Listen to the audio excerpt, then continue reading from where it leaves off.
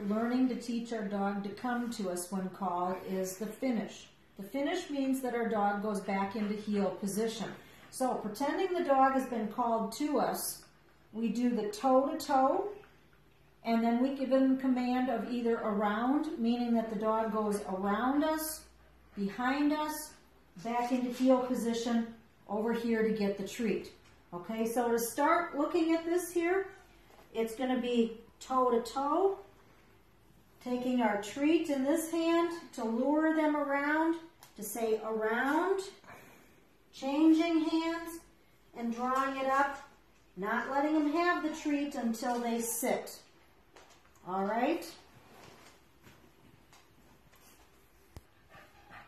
If you don't want your dog going around behind you to get back into the finished position of the heel position, there's the swing. And so what that looks like is you take your treat, show it to them, you tell them the word swing, and you move your arm out and back in a circle, and you can take a little side step back with your foot. Going back, swing, drawing them back up into that heel position and giving them the treat. Okay, so again, the around is the dog has already come to you when you've called them and they've sat in front of you. Then to get them into that finish, it's the around, and they don't get the treat until they sit. Okay, good sit. Yes, good boy. Good boy. Okay, or we have our finish of the swing.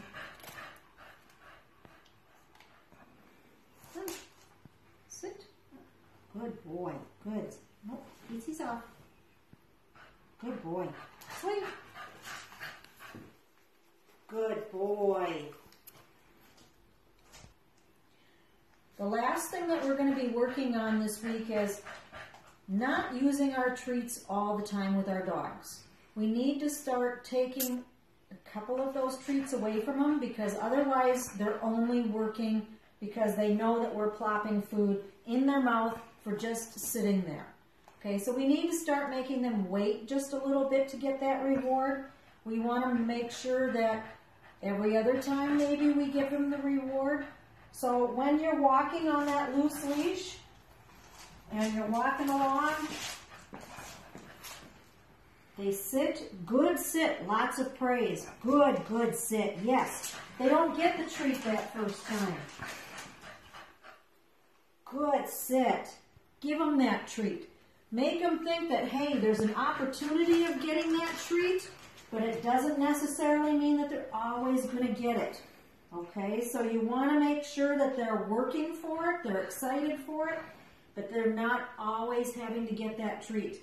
Because again, what happens when we're out for a walk and all of a sudden our treats are empty? There's none left. Does our dog get to act like a wild lunatic because there's no treats left? No, we still want them to behave, so therefore they have to start learning that they're not always going to get a treat. So start taking away some of their treats. Maybe 2 times give a treat. The next time, don't give a treat. 1 time, give a treat. Then 2 times, don't give a treat. So you're flipping it back and forth so that way then they're always thinking, maybe this time I might get it. Maybe I need to work a little bit harder for it to get it.